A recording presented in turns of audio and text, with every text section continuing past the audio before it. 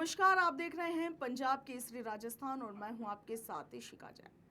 राजस्थान के मुख्यमंत्री भजनलाल शर्मा ने आज आप देखिए कि 345 करोड़ के प्रोजेक्ट और इसके साथ ही 3 नई इंडस्ट्रियल पॉलिसीज को लॉन्च किया है।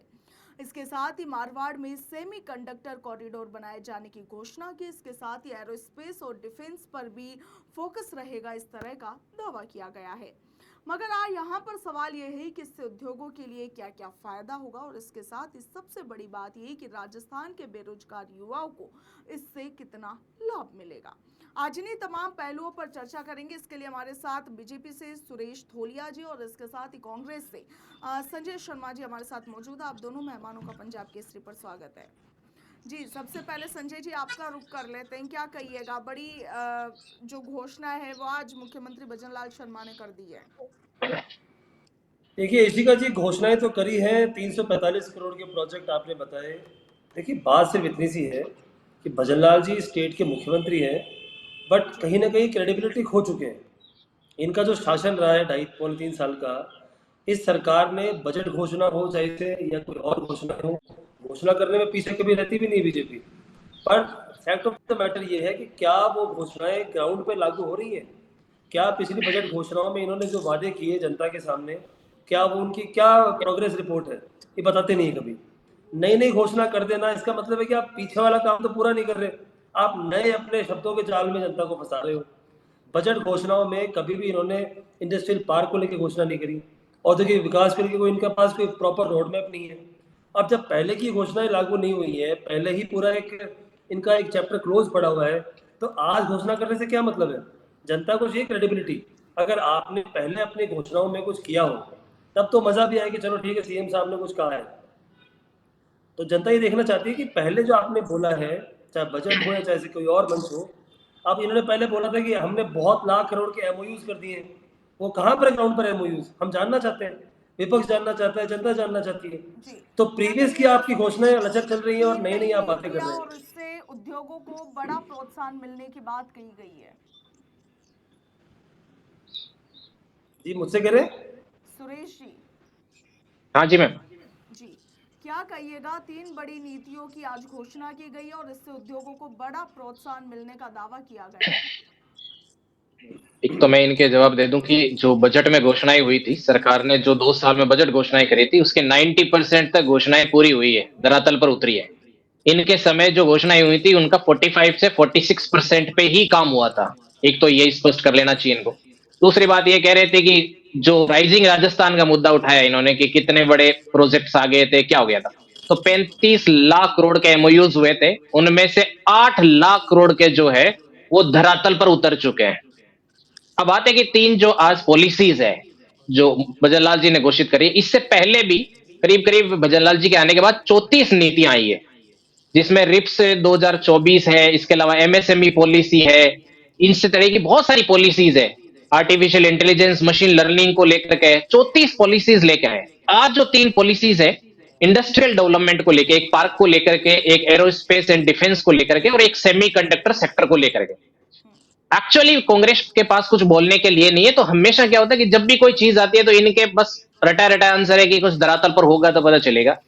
जब देश के अंदर सेमीकंडक्टर मिशन लॉन्च किया था हमने, सेमीकंडक्टर 1.0 2021 में 76,000 करोड़ के माध्यम से, तब भी इसी तरीके के सवाल इन्होंने उठाए थे।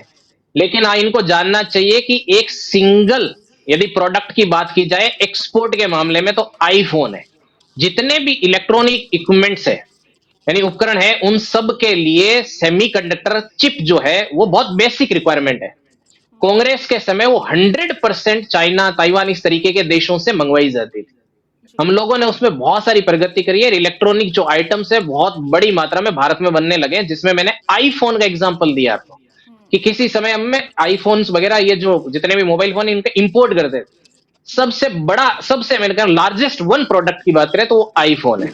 अब अपन बात करें कि ये जो पॉलिसीज है इनसे फायदा क्या होगा, तो सबसे बड़ी बात तो है कि 2 साल पहले जब भजनलाल जी की सरकार बनी तो पहले ही साल में उन्होंने राइजिंग राजस्थान जो है उसको करके ये स्पष्ट कर दिया कि राजस्थान में औद्योगिक जो विकास है उसके लिए एक हमारे पास स्पष्ट रोड मैप है और किस तरीके से इसका लाभ युवाओं को मिले, इंफ्रास्ट्रक्चर डेवलपमेंट हो, किस तरीके से हमारे एक्सपोर्ट निर्यात बढ़े, और किस तरीके से जो राजस्थान की पहचान एक तरीके से हम कह सकते हैं कि औद्योगिक विकास की दृष्टि से पिछड़े स्टेट के रूप में है, उसे किस तरीके से सुनील जी, अग्रणी राज्य बना करके युवाओं को रोजगार दिया जाए। हमेशा राजस्थान में सबसे ज्यादा चर्चाओं का विषय रहा है, सबसे ज्यादा चिंता का मुद्दा भी यही है। आज जो पॉलिसीज लॉन्च हुई है, जिन 3 पॉलिसीज की हम अभी बात कर रहे हैं, क्या उनके माध्यम से प्रदेश में जो बेरोजगार युवा है उनके लिए कुछ लाभदायक साबित होगा ये?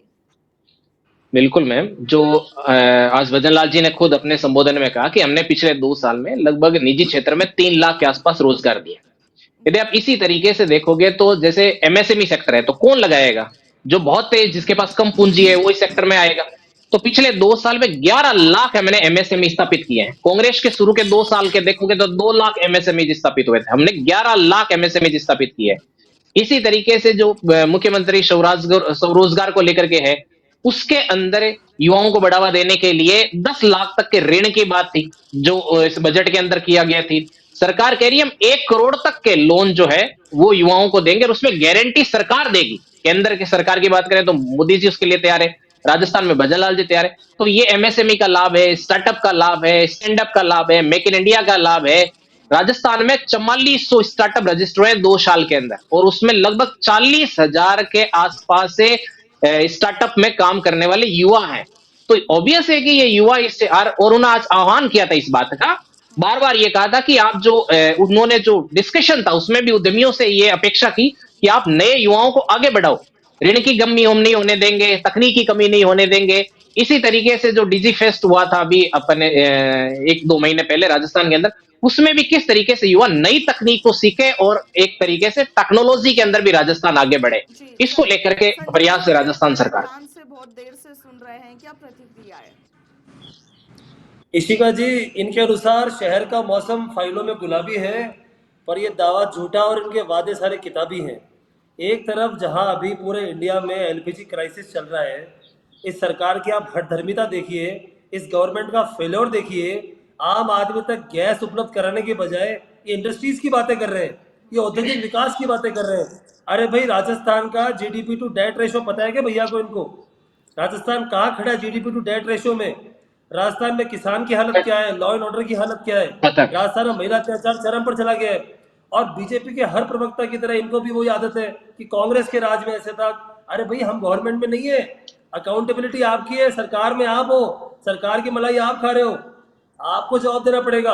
और मैं फिर से कह रहा हूँ, कितने इंडस्ट्रियल पार्क भजन लाल जी ने अपनी गवर्नमेंट में आने के बाद बनाए, कितने इन्होंने औद्योगिकों के लिए, उद्योगों के लिए विकास की योजनाएं करी और कितनी पूरी करी। देखिए, फिगर देना बहुत आसान है कि 90% काम पूरा कर दिया, दिखना चाहिए ना। किसी मार्स पे, जुपिटर पे किया है क्या? राजस्थान में दिखता तो नहीं है कुछ भी। राजस्थान में तो, राजस्थान ऐसा प्रदेश है इशिका जी जो बेसिक नीड्स के लिए तरस रहा है। यहाँ की जनता बेसिक नीड्स को भी पूरा नहीं कर पा रही है। हमारा बुरा हाल है। अगर हम कंपेयर करें कोई और स्टेट से, लीडिंग स्टेट से, तो हम कहीं नजर ही नहीं आते। औद्योगिक पलायन यहाँ हो चुका है, बड़ी बड़ी इंडस्ट्री यहाँ शिफ्ट हो चुकी हैं।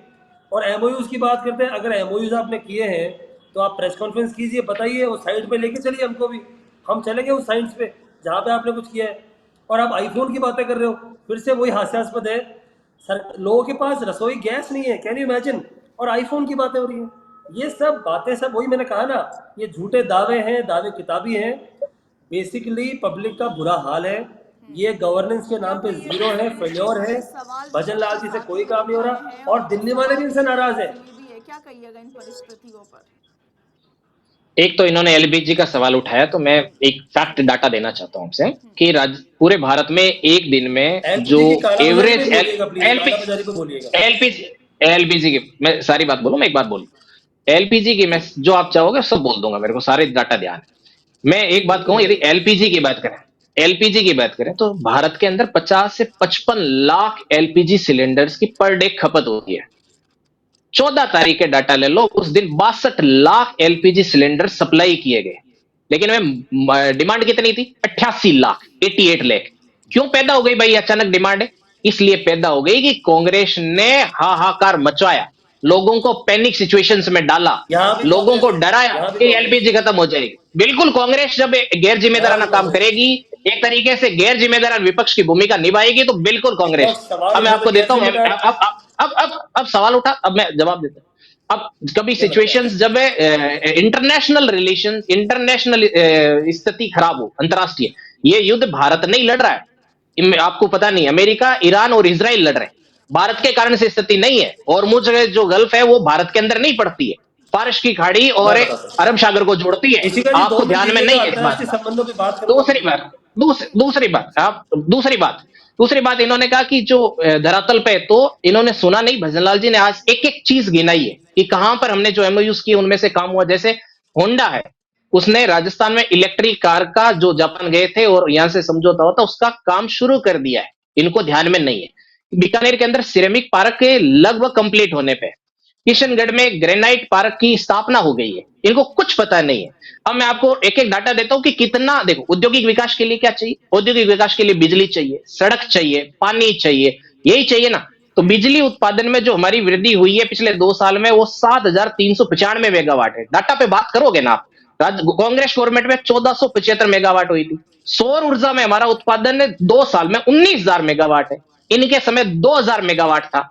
आप नवीकरणीय ऊर्जा की बात करें तो उसके लिए जो भूमि आवंटन है, हमारे टाइम में 1,00,000 हेक्टेयर हुआ है, इनके समय लगभग 3,000 हेक्टेयर था। आप डाटा पे बात करोगे ना, सड़कों की आवश्यकता होती है, ट्रांसपोर्टेशन की। इनके समय नवीन सड़कें जो बनी थी 2 साल में 1,600 किलोमीटर बनी थी, सॉरी 1,600 करोड़ उस पर इन्वेस्टमेंट हुआ था। हमारे समय 7,500 करोड़ इन्वेस्टमेंट हुआ है। लंबाई की बात करें तो हमारे समय 16,000 किलोमीटर सड़कें बनी है 2 साल में, इनके समय 4,000 किलोमीटर बनी थी। आपको कितने डाटा चाहिए? पर्यटक राजस्थान में जो आ रहे हैं, हमारे यहाँ 2 साल में 48 करोड़ पर्यटक आए हैं, इनके समय 6 करोड़ पर्यटक आए हैं। ऋषिका जी एक डाटा मैं भी दे दूं।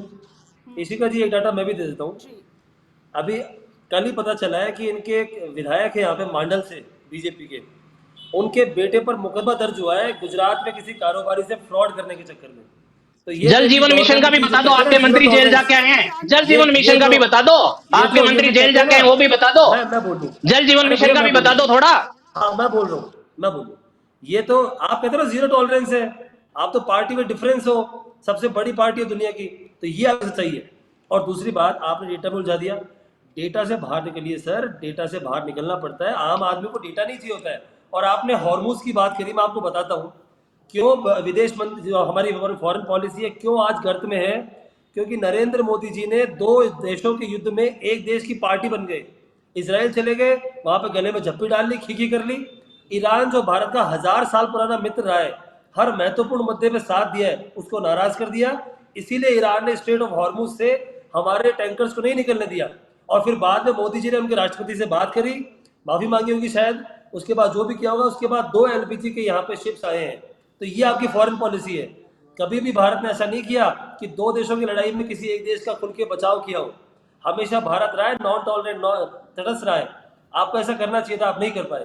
तो ये एलपीजी संकट कांग्रेस ने पैदा नहीं किया है, कांग्रेस की पावर नहीं है यहाँ पे गवर्नमेंट की, कांग्रेस तो एलपीजी विपक्ष संकट में हुआ है, कहाँ है? कांग्रेस सवाल उठाएगी। आपको ये होना चाहिए था। एलपीजी देखिए संकट आप बढ़ा रहे हो, एलपीजी संकट है। देखिए कोरोना आप में लोगों को ऑक्सीजन, गुमराह कर रहे कोरोना हो, में डरा ऑक्सीजन रहे नहीं हो, था, भयभीत कोरोना करोगे में तो होगा दवाइयां ही, नहीं थी, डिमांड अब पैदा हो एलपीजी जाएगी। नहीं है। मेरा ये सवाल है बहुत छोटा सा, कि क्या कारण है कि भाजपा की गवर्नमेंट कभी भी किसी क्राइसिस के लिए तैयार ही नहीं होती है। ना इनके पास एलपीजी उपलब्ध होती है, ना कभी कोरोना में इनके पास दवाइयां होती है, हॉस्पिटल में बेड होते हैं, ऑक्सीजन होती है। ये विपक्ष पे कह देते हैं।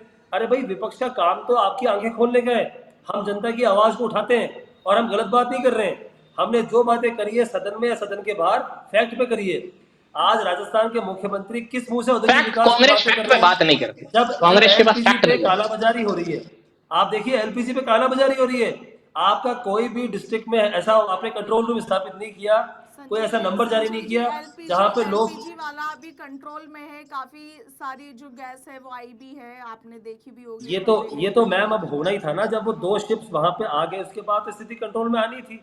पर मैं ये बात कहना चाह रहा हूँ कि बीजेपी जो लेबल लगा देती तो है वो कि ये संपर्क सब कुछ कांग्रेस राहुल का लगाया हुआ गांधी है। जी के कारण आए हैं क्या? कांग्रेस का क्या नहीं, वो मतलब है? राहुल गांधी जी के कारण आए कांग्रेस हैं। पार्टी तो देश की विपक्षी पार्टी है, मुद्दे उठाएगी जनता के।